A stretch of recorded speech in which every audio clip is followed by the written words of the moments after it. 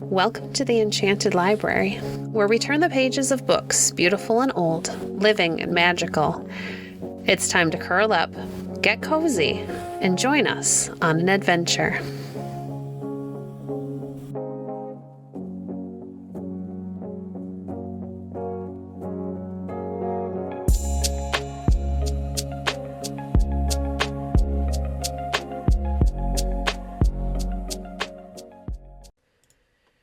Today we're reading from This Country of Ours by H.E. Marshall. Chapter 32, King Philip's War. Meanwhile, the people of New England had another foe to fight. You remember that the Pilgrim Fathers had made a treaty with the Indians when they first arrived. As long as the old Chief Massasoit lived, he kept that treaty. But now he was dead, and his son Philip ruled. You will wonder perhaps why an Indian chief should have a name like Philip. But Philip's real name was Metacomet. He, however, wanted to have an English name, and to please him the English called him Philip, and by that name he is best known. For a time all went well, but very soon Philip and his tribe grew restless and dissatisfied. When they saw the white men coming in always greater and greater numbers, and building towns and villages further and further into the land, they began to fear them and longed to drive them away. At length all their thoughts turned to war. Friendly Indians and praying Indians, as those who had become Christians were called, came now to warn the palefaces and tell them that Philip was gathering his braves and that he held a war dance lasting for several weeks. In the night, too, people in lonely forms awoke to hear the wild sound of drums and gunshots. But still the English hoped to pacify Philip. So they sent him a friendly letter, telling him to send away his braves, for no white man wished him ill. But Philip returned no answer. Then one Sunday, when the people were at church and the houses were all deserted, Indians attacked the little town of Swansea, burning and plundering. The next day and the next they returned, tomahawk and firebrand in hand, and so the war began. Other tribes joined in with King Philip, and soon New England was filled with terror and bloodshed. The men of New England gathered in force to fight the Indians, but they were a hard foe to fight, for they never came out to meet the palefaces in open field. At first, when the British began to settle in America, they had made it a rule never to sell firearms to the Indians. But that rule had long ago been broken through. Now the Indians not only had guns, but many of them were as good shots as the British. Yet they kept to their old ways of fighting, and stealthily as wild animals, they skulked behind trees or lurked in the long grass, seeking their enemies. They knew all the secret forest ways. They were swift of foot, untiring, and mad with the lust of blood. So, from one lonely village to another, they sped swiftly as the eagle, secretly as the fox. And where they passed, they left a trail of blood and ashes. At night, around some lonely homestead, all would seem quiet. Far as the eye could see, there would be no slightest sign of any red men, and the tired laborer would go to rest feeling safe with his wife and children beside him. But ere the first red streaks of dawn shivered across the sky, he would be awakened by fiendish yells. Ere he could seize his gun, the savages would be upon him. And the sun when it rose would show only a blackened, blood-stained ruins, where but a few hours before a happy home had been. Yet, with this red terror on every side, the people went on quietly with their daily lives. On weekdays they tilled their fields and minded their herds. On Sundays they went as usual to church, leaving their homes deserted. But even to church they went armed, and while they knelt in prayer or listened to the words of their pastor, their guns were ever within reach of their hands. One Sunday, while in the village of Hadley, the people were all at church, the Indians crept up in their usual stealthy fashion. Suddenly the alarm was given, and seizing their guns, which stood by their sides, the men rushed out of the meeting-house. But they were all in confusion. The attack was sudden.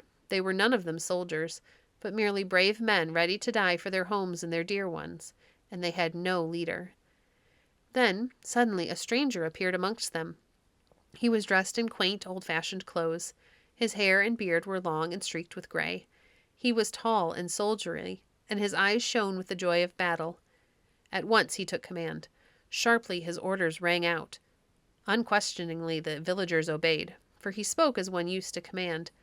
They were no longer an armed crowd, but a company of soldiers, and fired by the courage and skill of their leader, they soon put the Indians to flight. When the fight was over, the men turned to thank their deliverer, but he was nowhere to be found. He had vanished as quickly and as mysteriously as he had come.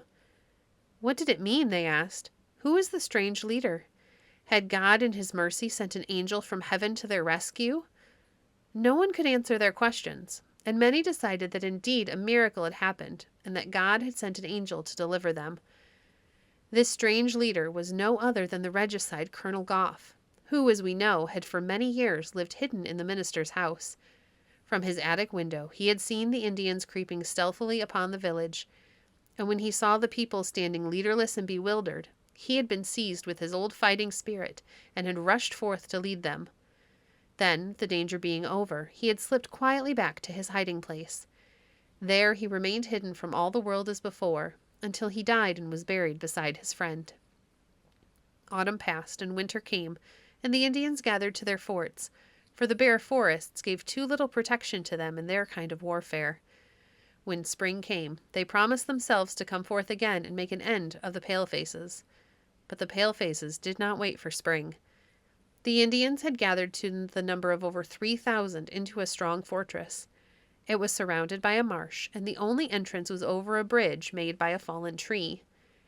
This fortress the New Englanders decided to attack and take. So, 1,000 strong, they set out one morning before dawn, and after hours of weary marching through the snow, they reached the fort. Across the narrow bridge they rushed, and although many of their leaders fell dead, the men came on, nothing daunted. A fierce fight followed, for each side knew they must win or die. Shut in on all sides by impassable swamps, there was no escape. But not until dark was falling did the white men gain their victory. The ground was strewn with dead and dying, and in the gathering darkness, the remaining Indians stole quietly away and vanished like shadows. Then the New Englanders set fire to the wigwams, and taking their wounded, marched back to their headquarters. This was a sad blow to the Indians, but it did not by any means end the war, which, as spring came on, broke out again in full fury. But gradually the white men got the upper hand. Instead of attacking, the red men fled before them. They lost heart, and began to blame King Philip for having led them into war, and at length he was slain by one of his own followers. Soon after this the war came to an end, but whole tracts of New England were a desert. 1,000 of the bravest and best of the young men were killed. Many women and children too had been slain, and there was hardly a fireside in the whole of Massachusetts where there was not a vacant place. Numbers of people were utterly ruined, and the colonies were burdened with a great debt. As to the Indians, their power was utterly broken, and the tribes almost wiped out.